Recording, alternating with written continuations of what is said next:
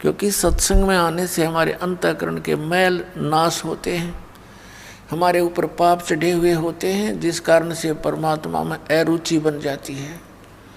तुलसी पिछले पाप से हरि चर्चा ना भावे, जैसे जबर के बेगते भूख विदा हो जावे। जैसे मलेरिया जबर के व्यक्ति को भूख नहीं लगती, कुछ खाने की चेष्टा करता है, रोटी आहार प्रतिदिन खाने वाला पदार्थ भी कड़वा महसूस होता है, उसको देखने की भी रुचि नहीं बनती। काजू सेब संतरे भी उसको अस्वादिष्ट लगते हैं। पुण्यात्माओं, न काजू कड़वे हैं, न मनुखा दाख कड़वी है, ना वो आहार रोटी कड़वी है। उसके शरीर की व्यवस्था बुखार ने खराब कर दी। उस जवर के प्रभाव से उस व्यक्ति को वो स्वादिष्ट वस्तु भी कड़वी महसूस हो रही है। अब उसका ट्रीटमेंट क्या है कि कड़वी कुनीन ही खानी पड़ेगी, ना चाहते हुए फांकी मारनी पड़ेंगी उन कड़वी गोलियों की, और फिर वो जवर कम होगा। जितना जबर कम होता चला जाएगा उतना ही भूख लगती चली जाएगी।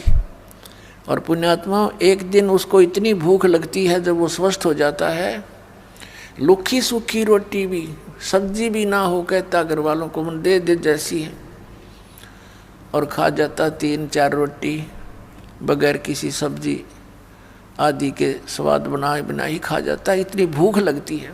पहले उसको एक ग्रास भी मुख की तरफ करना दूभर हो गया था। इसी प्रकार परमात्मा हमें याद दिलाते हैं कि जैसे पाप कर्मों के कारण आपकी आत्मा पर जवर हो गया, आप जी को ये राम नाम की इतनी मीठी वस्तु, इतनी स्वादिष्ट, ये आज कड़वी लगे, अच्छी नहीं लगती। इसका इलाज क्या है, उपचार क्या है कि आप जी ना चाहते हुए भी सत्संग सुनना पड़ेगा। मन नहीं मानता है क्योंकि वो तो जवर है, लेकिन जवर को उतारने के लिए रोटियों से भी कड़वी गोली खानी पड़ी, तो इसलिए आप जी ने सत्संग सुनना पड़ेगा, चाहे बैठ जा, जबरदस्ती बैठा रहे वहाँ पर। और फिर क्या होता है, ये परमात्मा की अमर वाणी है, और पूरे संत के द्वारा जब ये उच्चारण की जाती है उनका असर न्यारा होता है। एक आम आदमी तो रोज पढ़ रहे इन वाणियों ना, किससे का असर नहीं।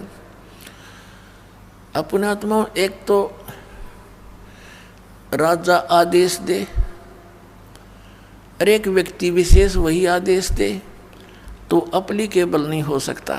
एक समय एक रानी ने गुरु धारण कर रखा था,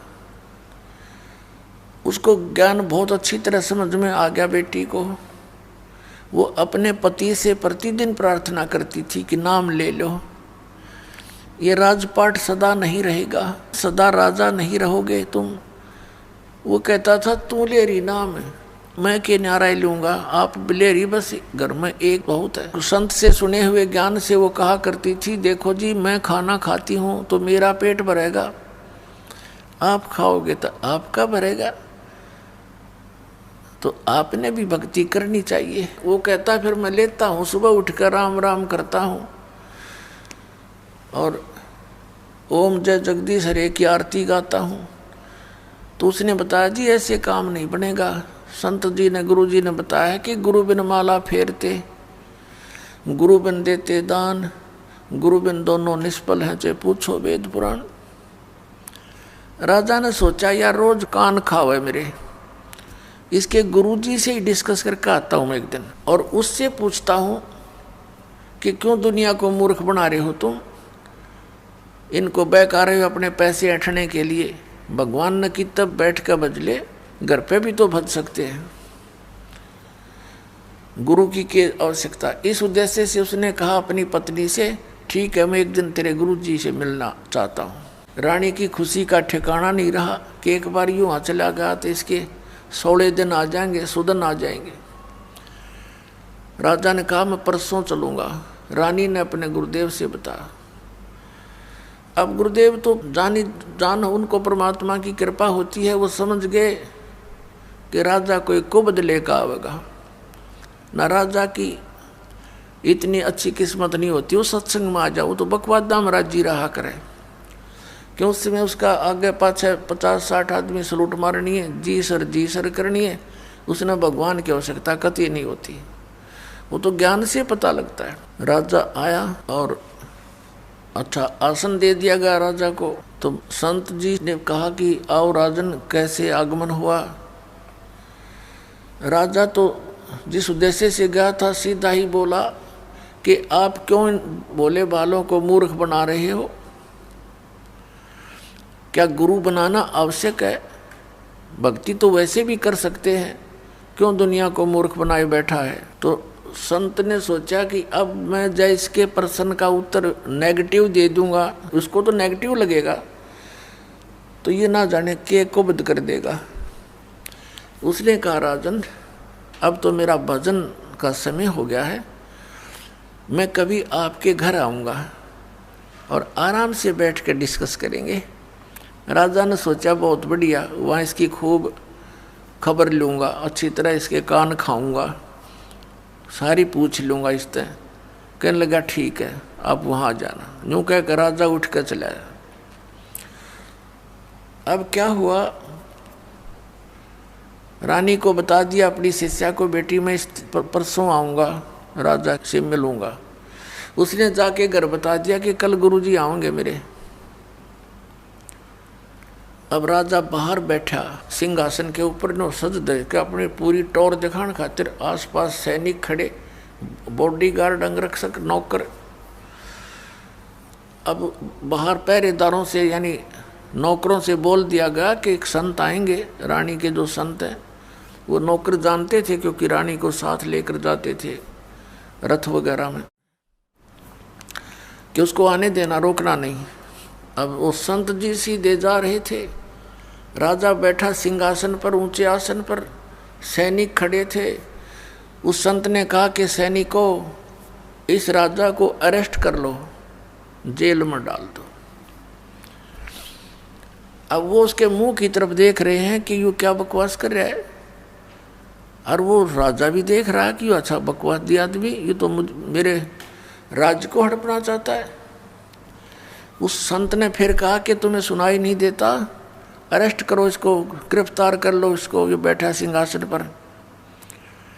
अब वो टस से मस नहीं हुए, वो आज्ञा का इंतजार कर रहे हैं, आदेश का, कि राजा क्या आदेश देता है, इसका बकलता रहे भी। राजा ने कहा कि इसको अरेस्ट करो। इतना कहना ही था कि वो पकड़ ली बाजू दोनों तरफ से। अगला आदेश क्या होगा ये वो इंतजार कर रहे थे। तब वो संत कहता है कि राजन, गराए आदमी की बेइज्जती नहीं करा करते, आप तो तू बुला के आया मेरे को, राज मेरी बेइज्जती कर रहा है। राजा बोला तेरा दिमाग खराब हो गया, तो ये शब्द कैसे बोले कि इसको गिरफ्तार कर लो। तो उस संत ने कहा कि मैं आपके प्रश्नों का उत्तर देने आया हूँ कि गुरु के बिना क्या भगवान की भक्ति नहीं हो सकती।